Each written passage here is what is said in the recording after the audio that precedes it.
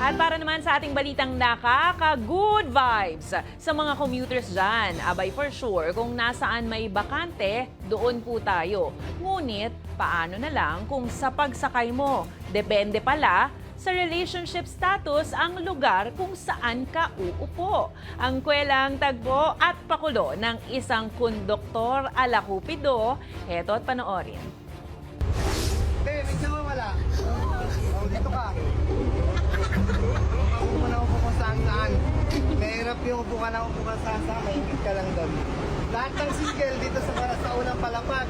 Para hindi tayo maingit sa kanilang magjowa na naglalambingan.